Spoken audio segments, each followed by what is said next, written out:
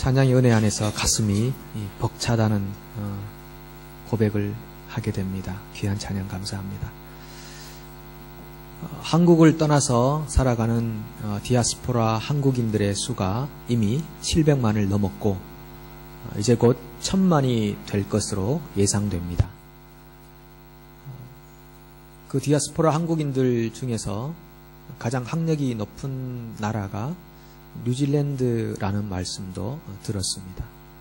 실제로 우리 교우들하고 대화 나누는 시간들을 가져보면 우리 성도님들이 이런 방면 저런 방면에서 참 대단하시구나 라는 생각들을 많이 했었습니다. 제가 만약 여러분들 한 분 한 분을 이 자리에 초대해서 10시간을 드릴 테니까 자기 스스로를 PR하시고 자랑해 보십시오. 그러면 아마 시간이 모자라서 조금 시간 더 달라고 요청할 분들이 많을 것 같습니다. 학력, 또 경력, 또 여러 가지 수상한 일들, 그리고 남모르게 했던 좋은 구제와 선한 일들, 뛰어난 외모, 좋은 성격들, 좋은 관계들, 모든 부분에서 참 자랑할 일들이 많으실 것 같습니다. 경제적으로 볼 때도 냉장고만 소유하고 있어도 세계 10% 안에 들어가는 그런 부자라고 합니다.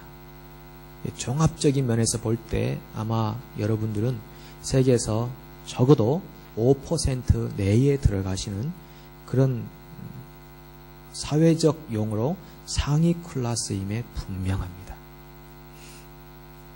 그런데 이상하게도 예배 안에만 들어오면 내 모든 자랑거리들이 그 10시간이나 자랑할 수 있는 것들이 단 1초의 자랑거리도 안 된다는 것을 발견하게 됩니다. 하나님 앞에 나왔더니 내가 10시간, 20시간 늘어놓을 수 있는 자랑거리들이 단 한마디의 자랑거리로도 드려질 수 없다는 것을 깨닫게 됩니다. 자랑 소멸입니다. 제가 요즘 밤마다 하는 하나의 일이 있는데 인터넷 그 모뎀을 끄는 일입니다. 인터넷을 켜놓으면 이 와이파이가 작동을 하고 무선 인터넷이 되어서 각자의 방에서 인터넷을 사용할 수가 있습니다. 그래서 모뎀을 제 방 안에다가 두고 제가 자는 것과 동시에 인터넷 모뎀을 꺼버립니다. 제가 아이들을 신뢰하기는 하나 예전에 보니까 인터넷 모뎀이 끄짐과 동시에 아이들의 방에 불이 꺼지는 것을 보고 뭔가 이게 컴넥이 되어 있다는 생각을 했었습니다. 그래서 요즘은 아이들을 위해서라도 모뎀을 끄고 잡니다. 끄고 자면 있던 폰들이 다 그냥 하나의 기계로 전락해 버리고 아이에게 아무런 쓸모없는 그런 고철이 되는 순간이 됩니다. 그런 것처럼 우리가 예배 안에 나오면 여기는 모든 자랑에 대한 와이파이가 다 꺼져버립니다. 무선 인터넷 전혀 안 됩니다. 그래서 우리가 아무리 자랑하려고 해도 하나님 앞에 꺼집어내서 자랑할 내용이 아무것도 없어지게 됩니다. 하나님 앞에서는 다 그렇게 자랑이 소멸되는 것입니다. 혹시 하나님 앞에 나오신 여러분께서 지금 여전히 자랑하고 싶은 내용들이 있으신지요? 남몰래 행한 좋은 일들이 있잖아요. 선한 행실, 그리고 구제를 했었다. 그리고 봉사하고 또 헌금도 좀 많이 했었고 그리고 남몰래 땀도 흘리고 수고도 하고 이렇게 행했던 일들 혹시 그거 가슴 한쪽에 담아놓고 자랑할 만한 내용으로 담아놓고 하나님 앞에 서 계시지는 않습니까? 그렇다면 우리는 하나님을 제대로 예배하는 사람들이 아닙니다. 하나님 안에는 이 자랑할 수 있는 이런 와이파이나 무선 인터넷을 차단하는 더 좋은 전파가 하나 있는데 그것이 바로 은혜라고 하는 전파입니다. 하나님 앞에 나오면 모두가 다 은혜의 전파 안에 들어가는 것입니다. 그 전파 때문에 우리의 모든 자랑거리들이 물거품으로 다 변해버리는 것입니다.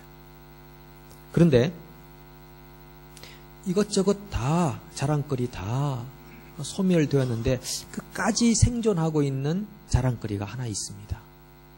그게 뭐냐 하면 믿음이라는 자랑거리입니다. 하나님, 세상 사람들 하나님 알지 못합니다.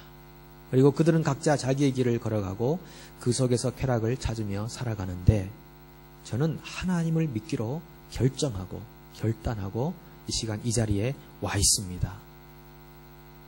이 정도의 믿음이면 자랑할 수 있지 않겠습니까?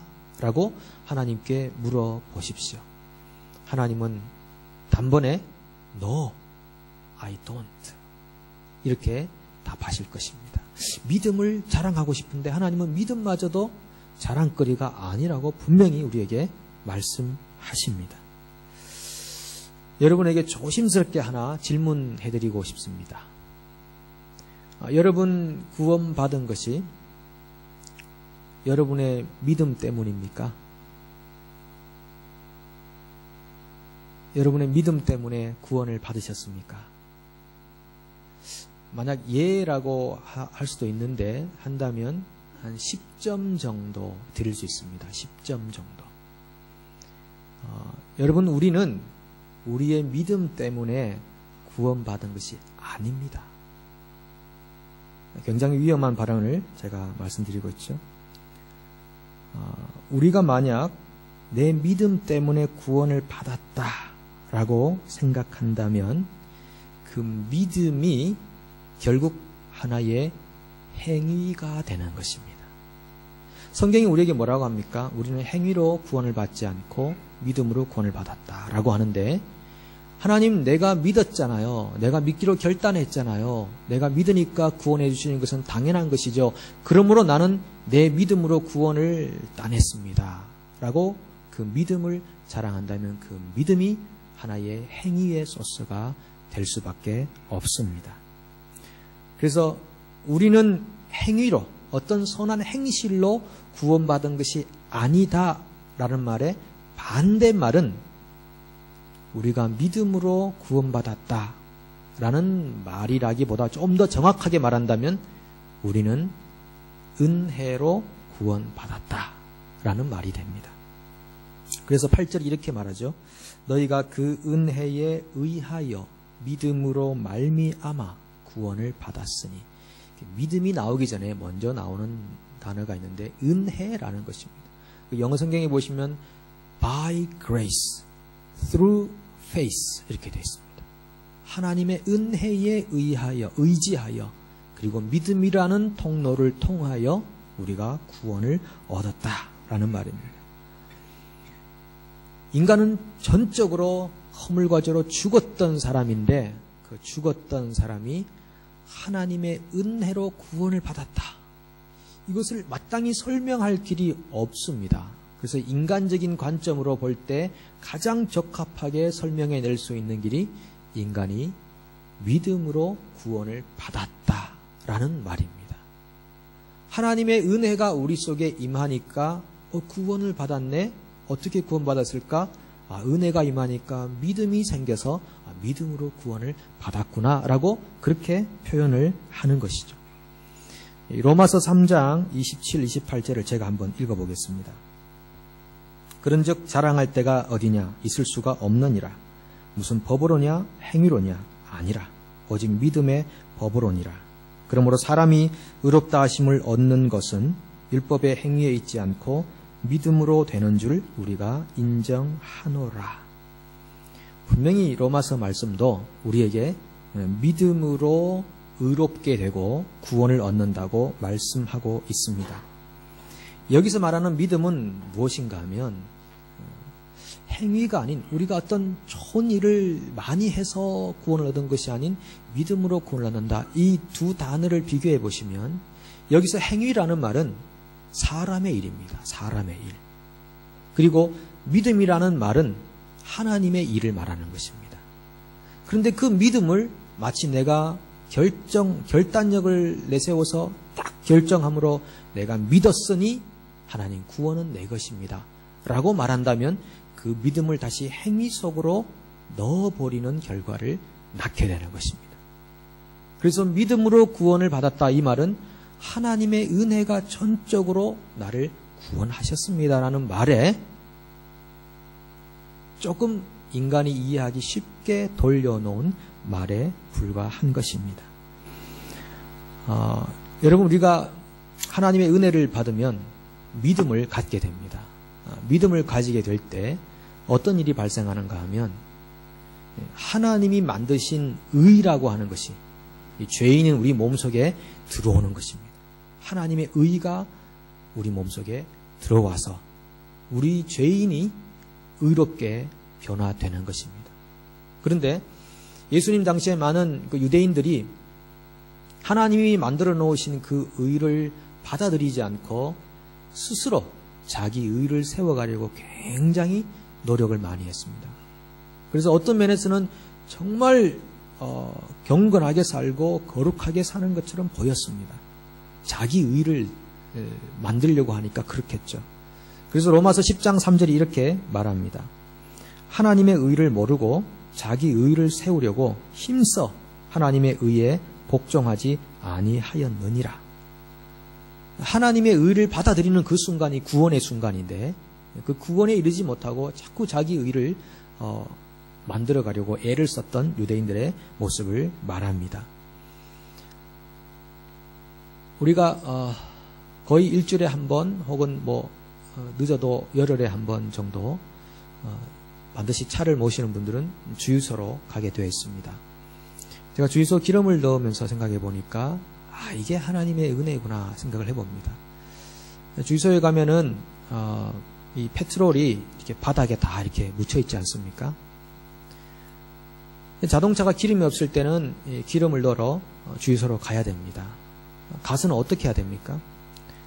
차가 그 운행을 하기 위해서 차를 이렇게 두드려야 됩니까? 많은 경우 우리 그 전자제품들 잘 이렇게 작동 안 할 때 세게 한두 번 때리면 작동을 하고 하죠. 어제도 보니까 어떤 분이 그 불 붙이는 불 붙이는 그 라이터가 잘 안 들으니까 툭툭 치니까 잘 되더라고요.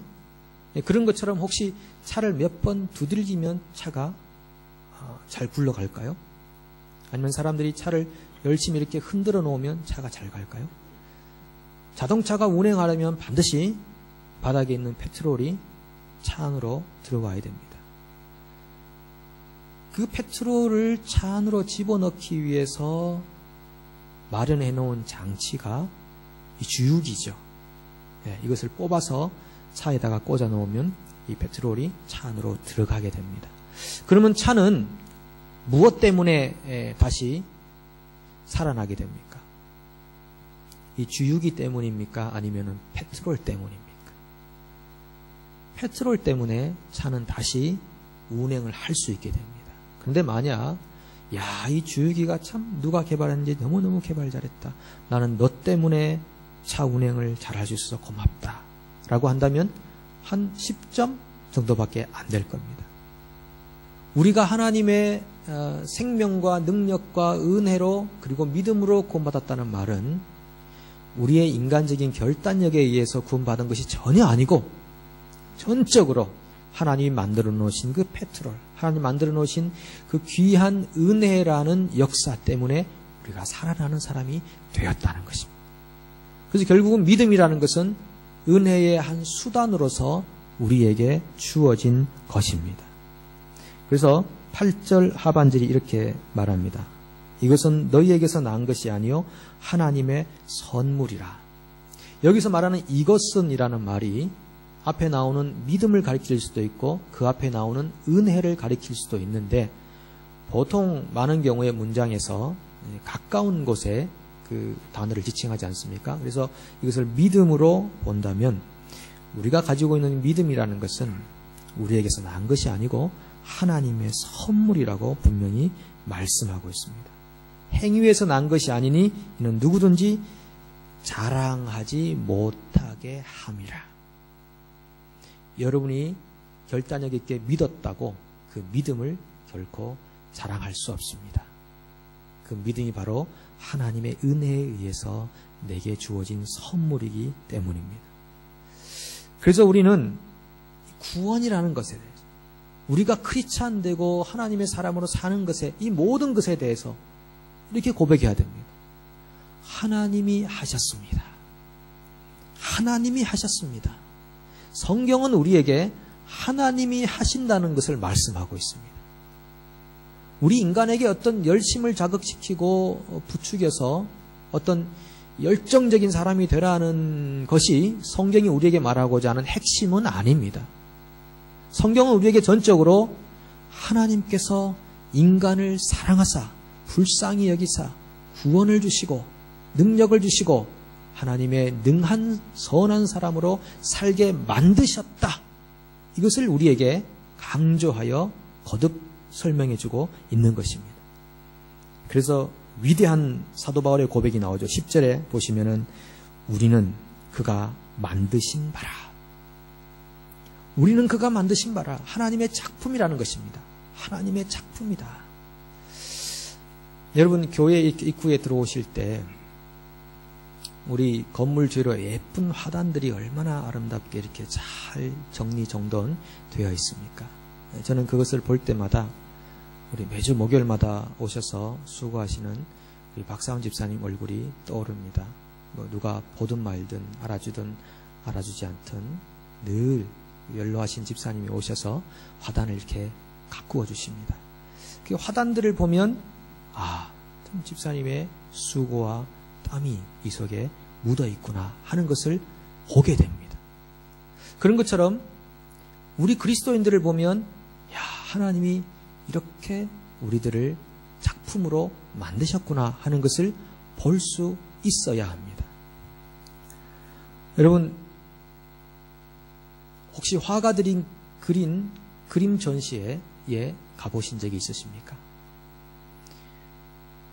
우리 교회에서 청년 활동을 하고 또 미대를 졸업하고 화가가 된 친구들이 몇 사람 있는데 한 번은 그 전시회에 간 적이 있습니다. 가보니까 작품들이 쫙 이렇게 걸려 있더라고요. 그런데 그 작품들마다 가격이 이렇게 붙어 있습니다.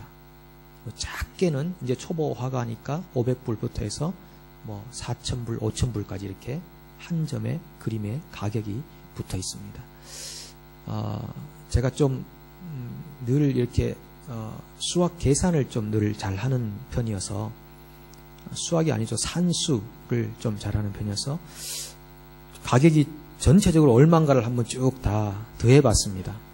만약 이 그림이 다 팔렸을 때 이 화가가 도대체 얼마를 벌까 해보니까 꽤나 많은 금액이더라고요.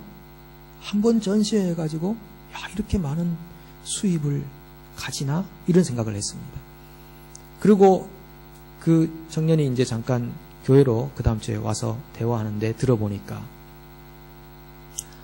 그 그림을 그리기 위해서 얼마나 고생을 하는지 제가 듣는 동안 눈물이 다 나려고 그러더라고요.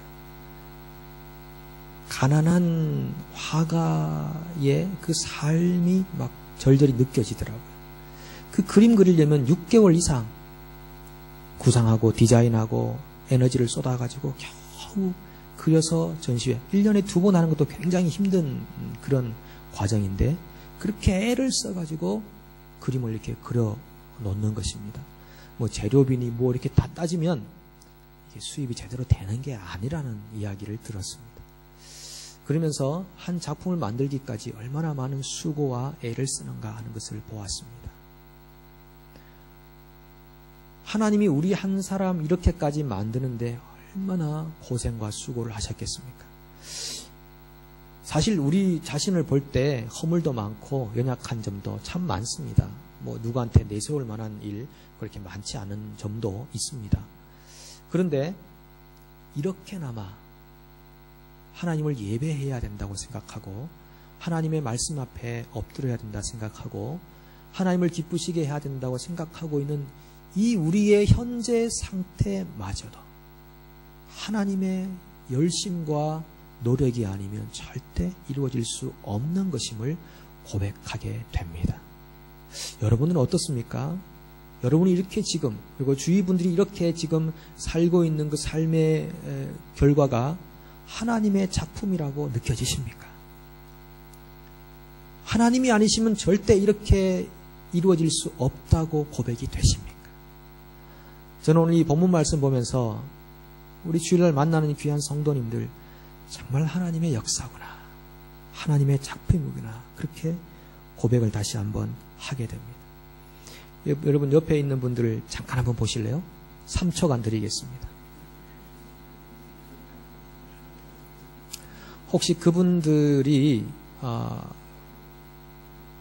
그 하나님의 그 땀과 수고가 담겨 있는 분으로 보여지십니까? 아니면 실패작으로 보여지십니까? 반품해야 될 분은 안 계십니까? 굉장한 아프터 서비스를 받아야 될 분으로 보이지 않습니까? 뭔가 하자가 있어 보인다. 아울렛 매장으로 다시 보내야 되는 분으로 보이진 않습니까?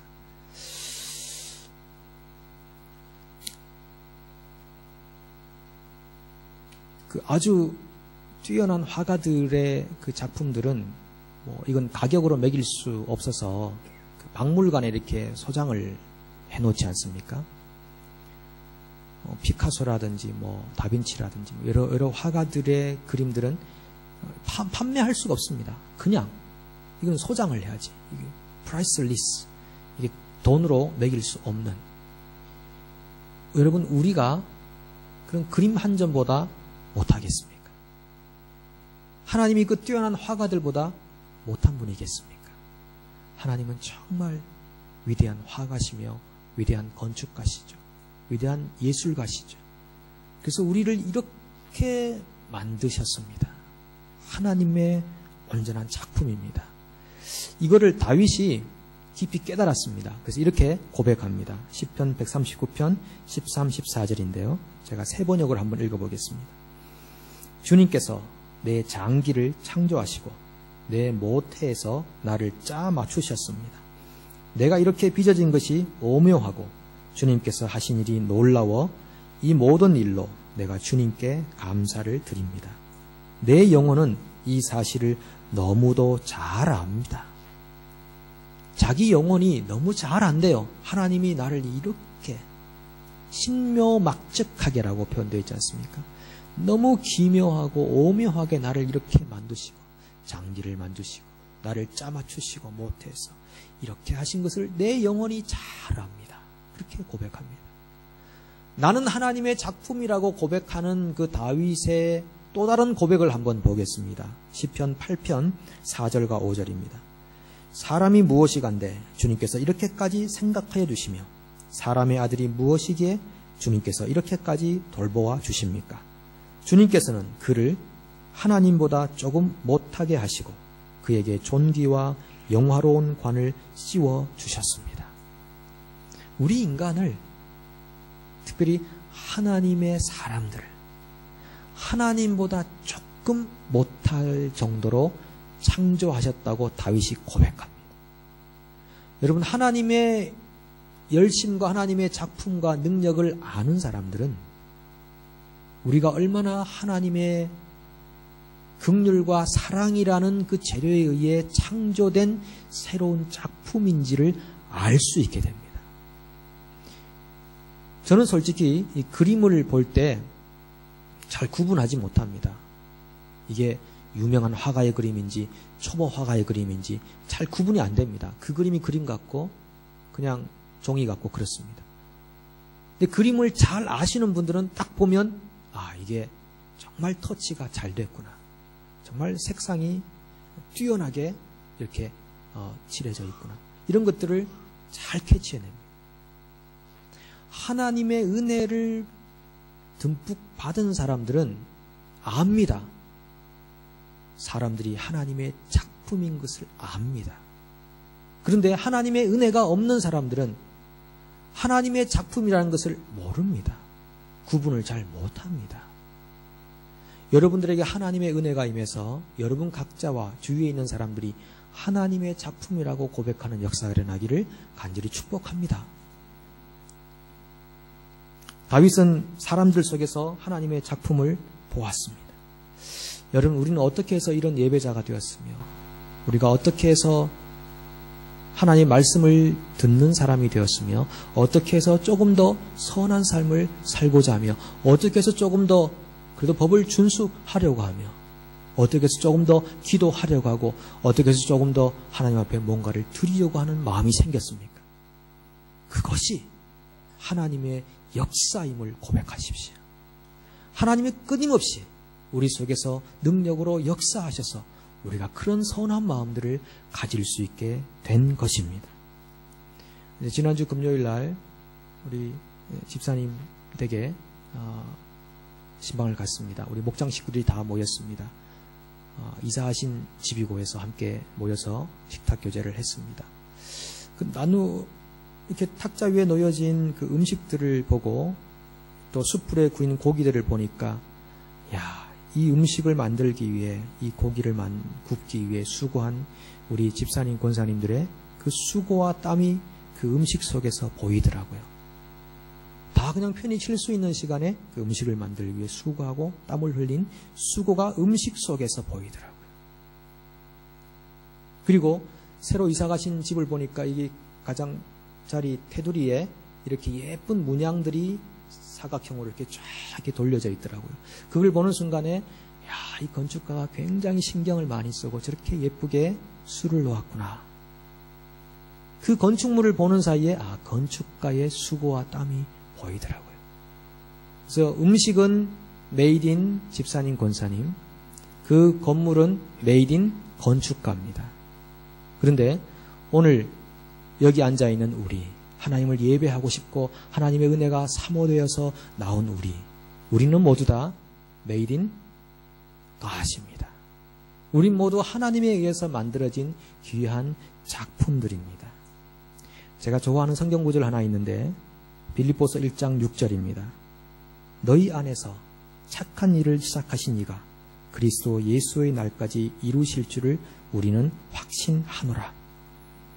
하나님이 우리의 구원과 영적 성장을 시작하셨다면 그 시작을 완성할 때까지 끝까지 끈을 놓지 않고 우리를 그렇게 구원과 영광에 이르도록 이끄실 줄로 믿습니다.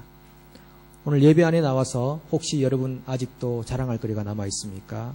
오늘 다 내려놓으십시오. 그리고 믿음마저도 자랑하지 마십시오.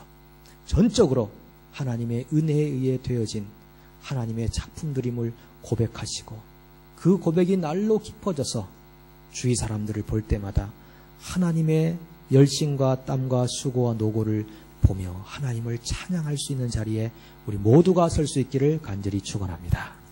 기도하겠습니다.